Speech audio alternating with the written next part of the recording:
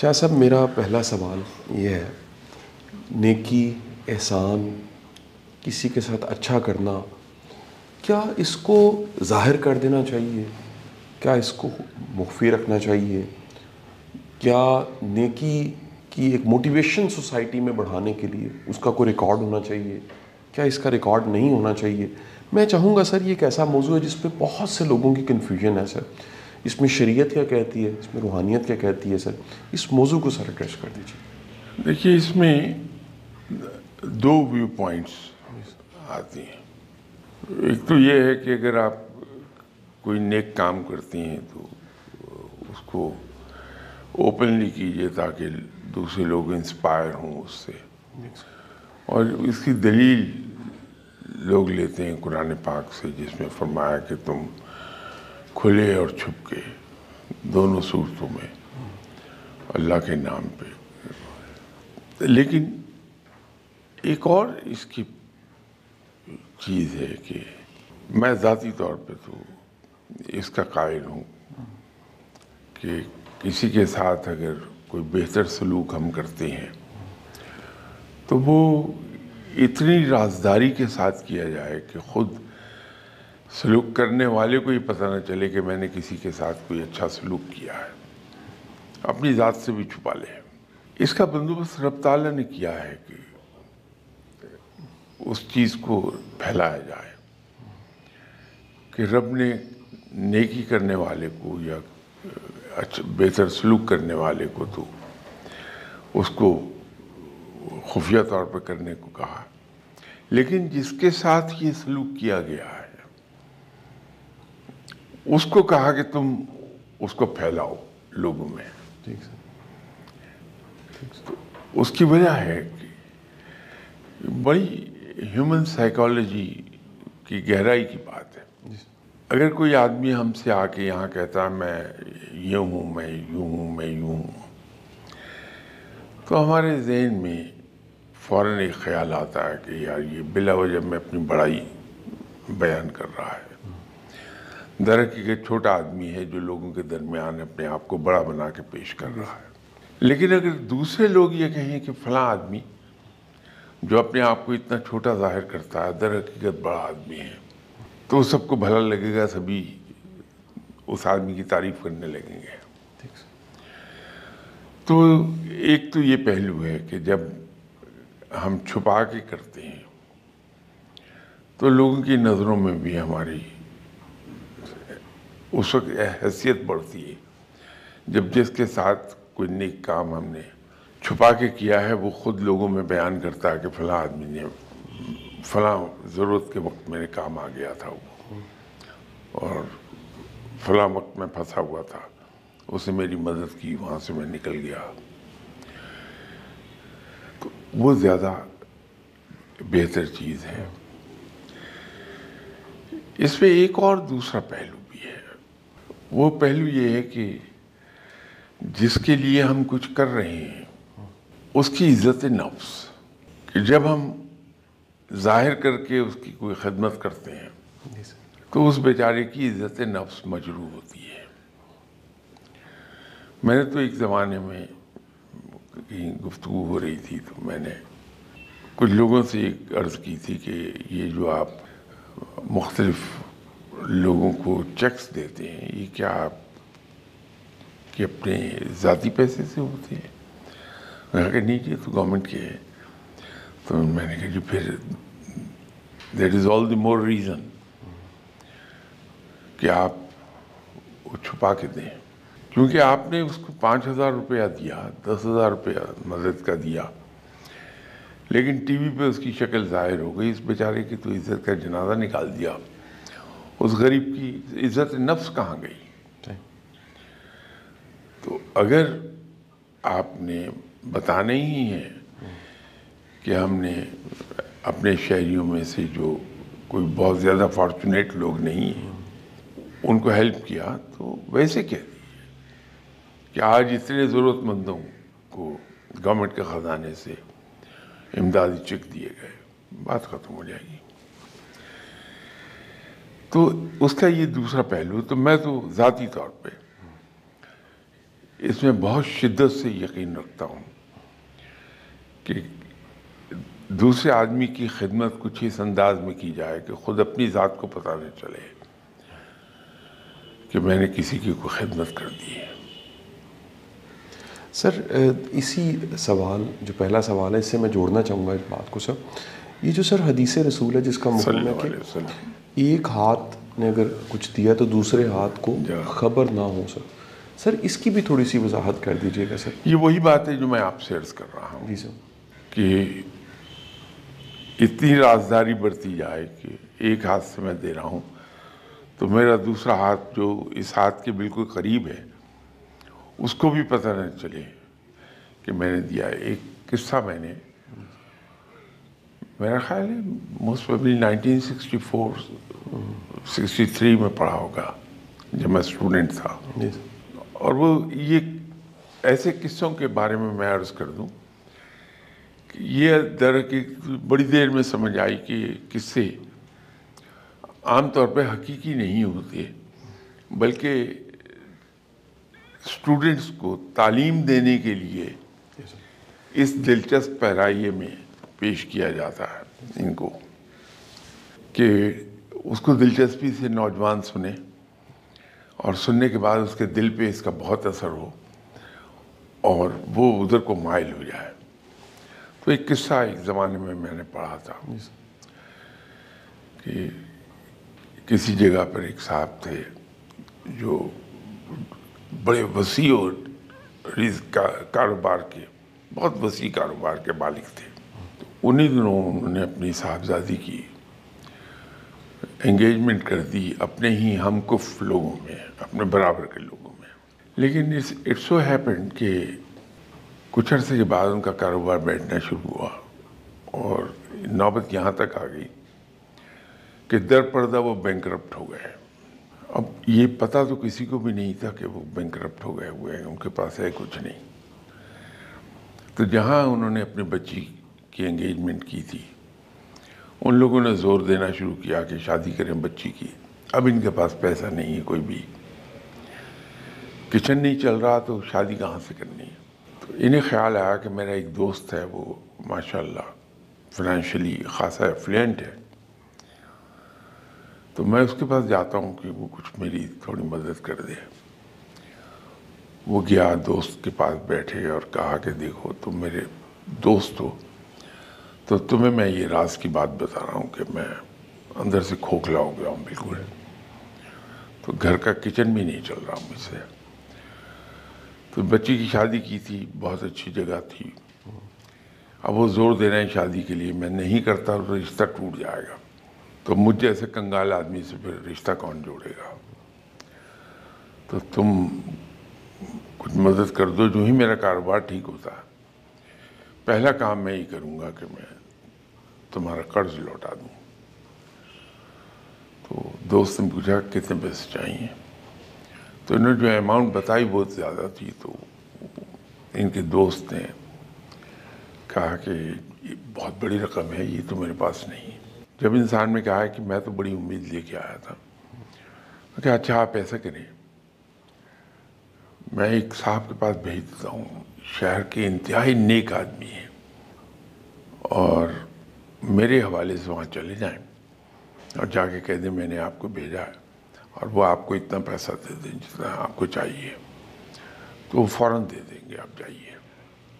تو یہ صاحب وہاں سے اٹھے، ادھر چلے گئے جہاں کو انہیں پتہ دیا گیا تھا۔ وہاں گئے تو ایک بڑے نورانی چہرے والے صاحب، ماشاءاللہ بڑے بارش چہرہ، بڑا نورانی چہرہ،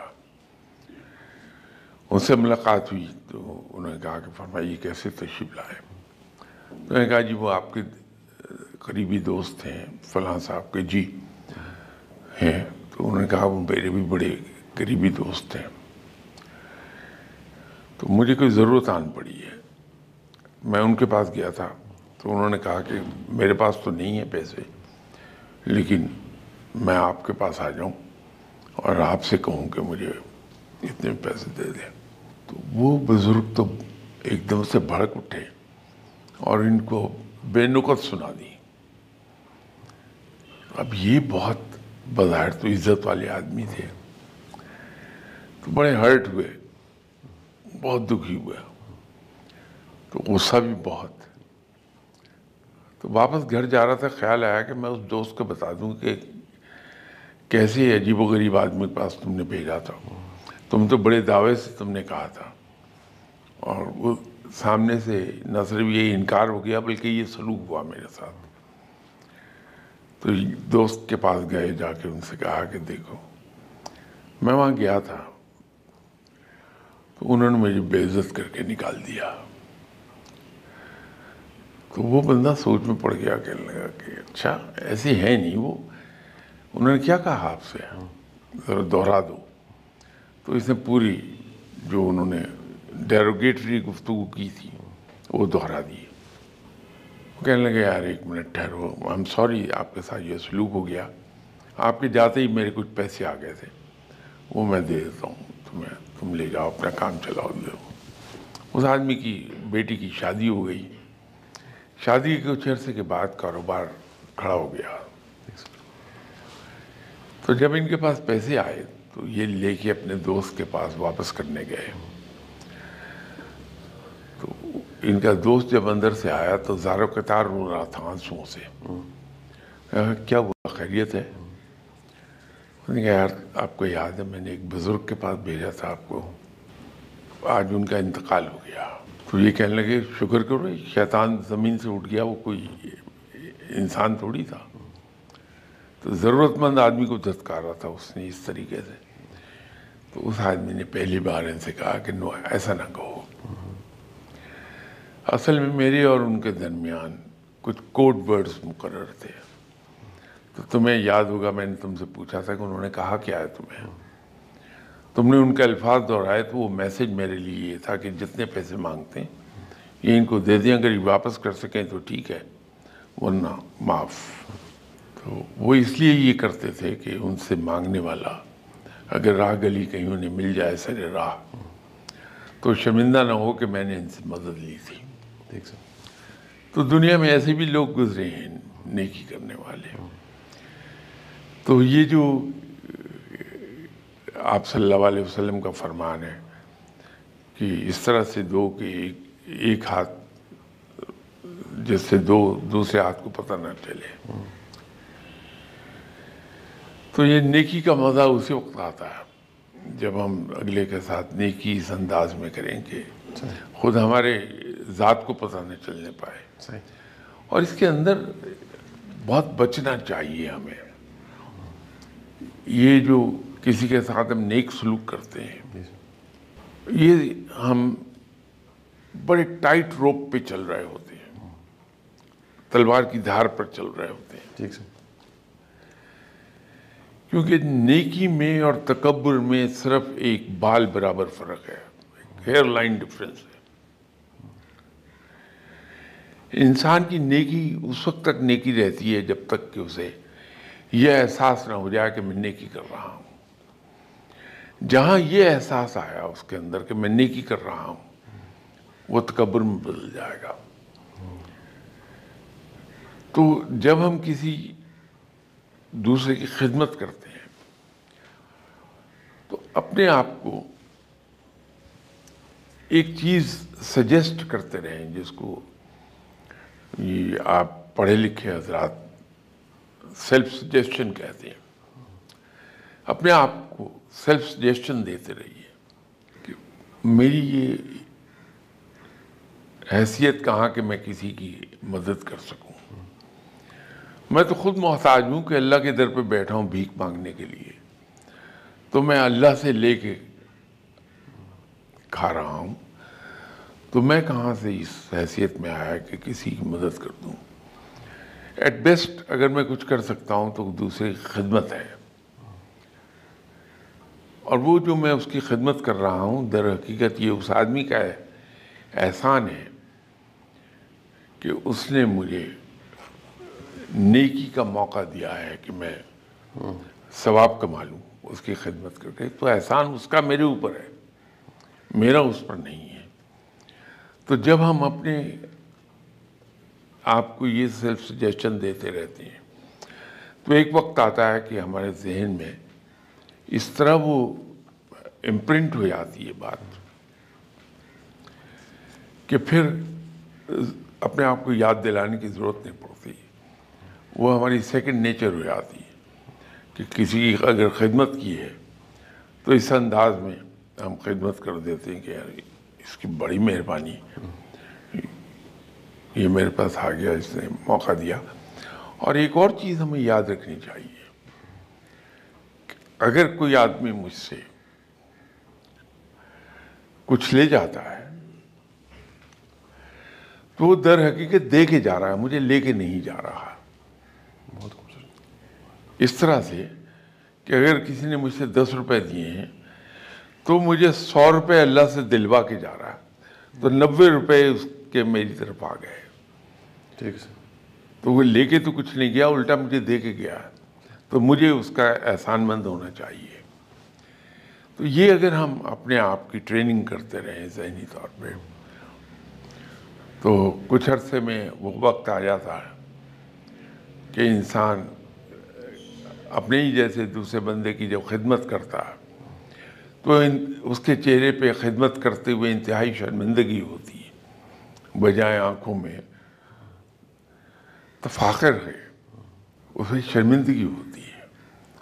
اور وہ جناب حضرت علی کرم اللہ جو کہ فرمان کے مطابق دیتے وقت دوسرے کی طرف دیکھتا نہیں ہے، آنکھیں جھکا کے دیتا ہے، اور وہی صحیح طریقہ ہے۔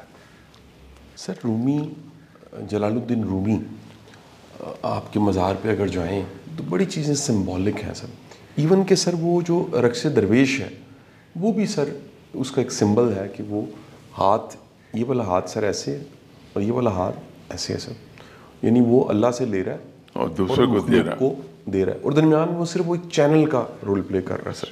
جسے اشفاق صاحب نے کہا ہے کہ اللہ دے دیتے چو دینا ہے، پلے تو تے کچھ نہیں دینا سر۔ سر یہ بات کیوں سمجھنے لوگوں کو آتی؟ یہ ساری عنایتیں، کرم، اللہ کا فضل، یہ اس کے فضل و کرم سے ہی سب چل رہے ہیں۔ سورۃ نحل میں سر ایک آیت ہے جس کا مفہوم یہ ہے کہ نعمتیں اللہ کی طرف سے، اس میں بندے کا کوئی کمال نہیں ہے سر۔ انسان کیوں بھول جاتا ہے کہ ساری نعمتیں، سارا فضل کرم میرے رب کی طرف سے ہے، اور وہ دعویٰ کرنے لگ پڑتا ہے، یا اس کے یہ دعوے اس کے رویے میں کہیں ظاہر ہونے لگ پڑتے ہیں کہ اس کا اپنا کمال ہے۔ اس میں قصور شاید ہمیں تعلیم دینے والوں کا ہے۔ ہم اسلام کی ان جہتوں کو کبھی اجاگر نہیں کرتے، اسلام کی یہ پہلو ہم نہیں بتاتے، ہمارا ایمفیسس کہیں اور رہتا ہے۔ تو اگر ہمیں جو تعلیم دیتے ہیں وہ حضرات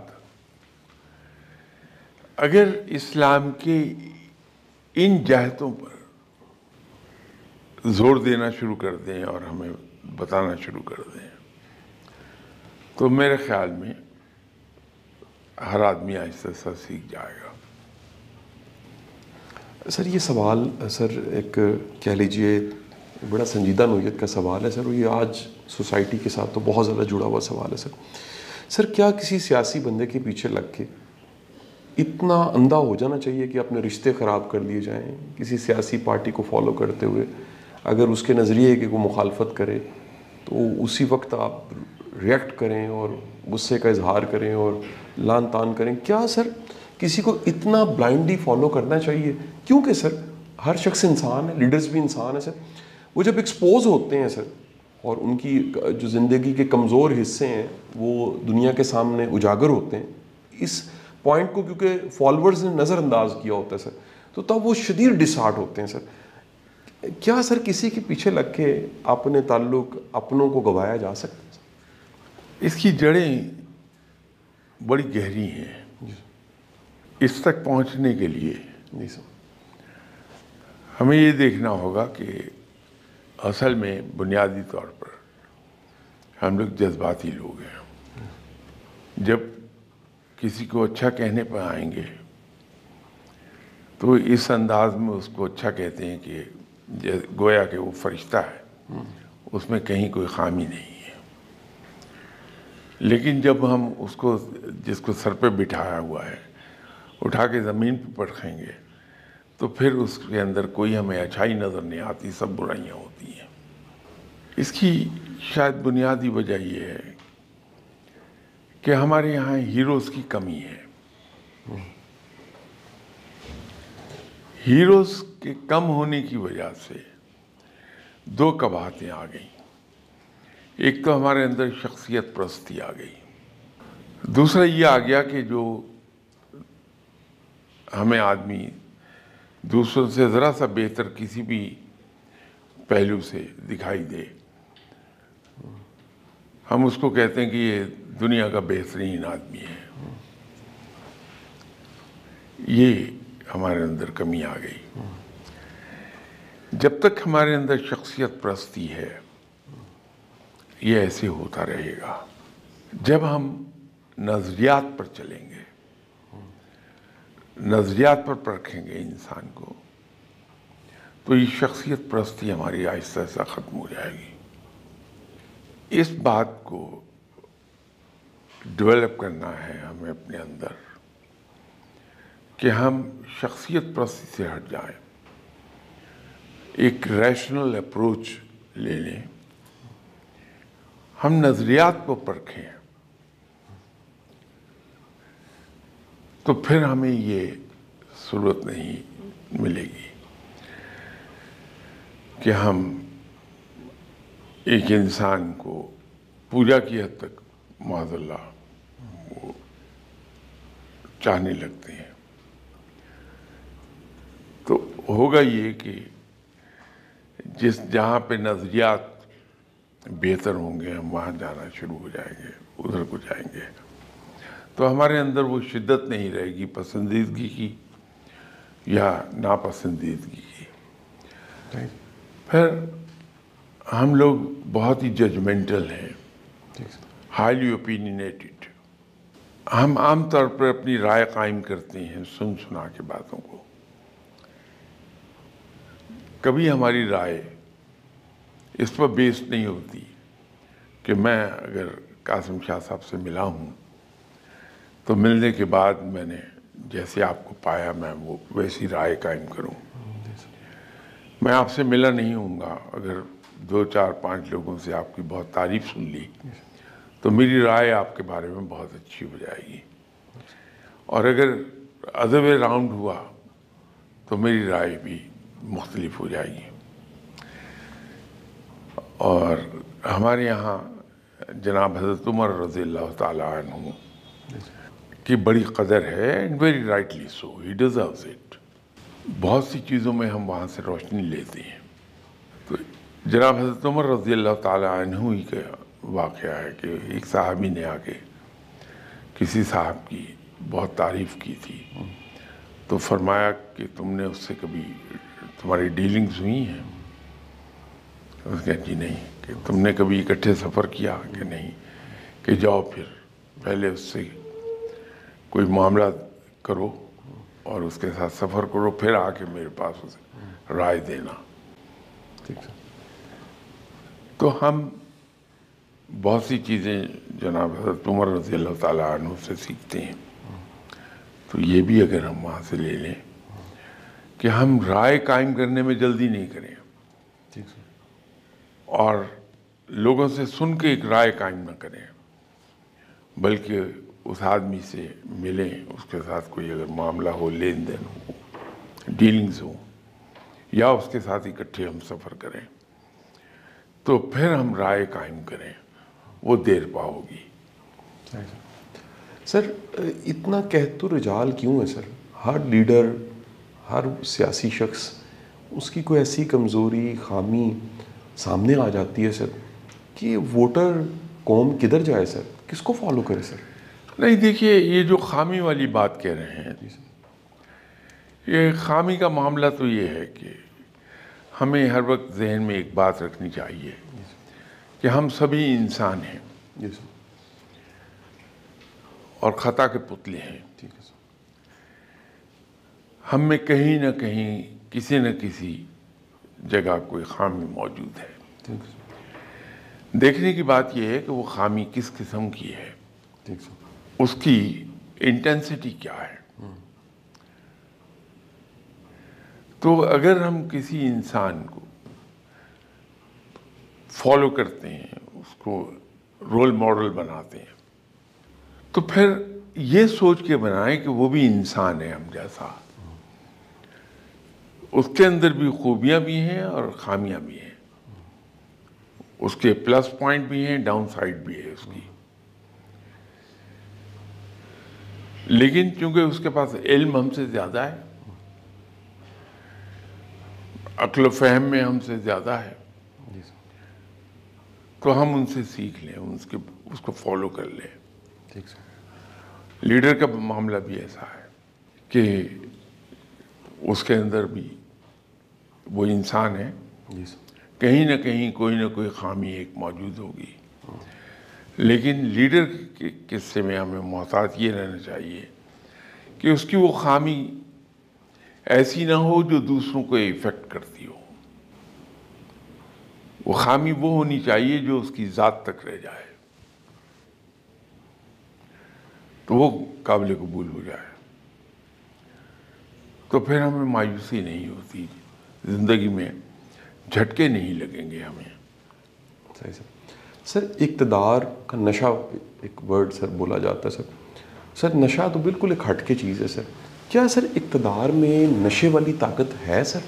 اور کیا سر کچھ لوگ obsessed ہوتے ہیں، پاور ہنگر ان میں اتنی زیادہ ہوتی ہے کہ وہ ہر چیز کو روند کے اور ہر چیز طرح کے فیکٹس اور حقائق کو مینوپلیٹ کر کے آخر کار وہ اقتدار کی سیٹ پہ بیٹھنا چاہتے ہیں؟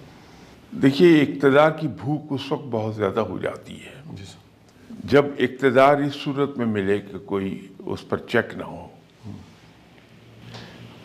تو جو بے مہار بغیر لگاموں کا اقتدار ہے اس کا بہت شدید نشہ ہے کہ آپ اگر اقتدار میں آ کے بیٹھ گئے تو آپ ہر قسم کی پابندیوں سے، ہر قسم کے قانون سے بالا تر ہو گئے۔ وہ بے لگام اقتدار ہے، اس کا نشہ بڑا شدید ہے۔ لیکن اگر اقتدار آپ کو ملے اور وہ ہارنسڈ ہو پراپرلی تو اس کا نشہ نہیں چڑھتا، بلکہ الٹا مصیبت میں آ جاتا ہے۔ تو اقتدار سے دور، پھر سمجھدار لوگ اقتدار سے دور بھاگتے ہیں، کیونکہ جو ہی بندہ اقتدار میں آیا لوگ اسے مائکروسکوپ کے نیچے رکھ لیں گے،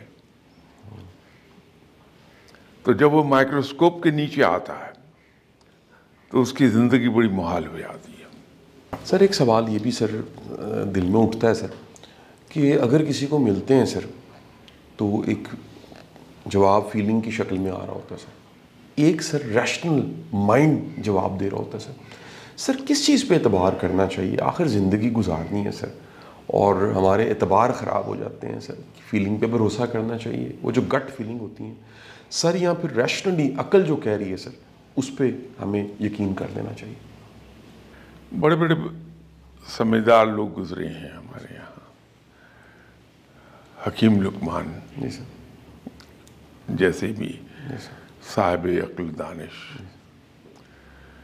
تو ان کا ایک فرمان ہے، ہنسی بھی خاتون خاموش بیٹھا کتا، یہ بڑی جلدی انسان کو دھوکہ دے جاتے ہیں۔ تو یہ جب ہم دل کی بات مانتے ہیں تو دھوکہ کھا جاتے ہیں، جب ہم عقل کی بات سنتے ہیں تو دشواری ضرور آتی ہے لیکن دھوکے کم ہوتے ہیں۔ صحیح سر، عقل کی بات سر سننی چاہیے سر، عقل کی بات سننی چاہیے، سر کیا عام لیکن رب کے بارے میں جنون کی بات۔ صحیح سر، ٹھیک سر۔ سر عام بندے کو بھی کشف ہوتا ہے سر، اس کو بھی سر کوئی اشارہ آ جاتا ہے، انٹیوشن جو ورڈ ہے سر عام بندے کے ساتھ بھی جڑا ہوا ہے سر، صاحب حال لوگوں کو، نیک لوگوں کو صرف کشف ہوتا ہے؟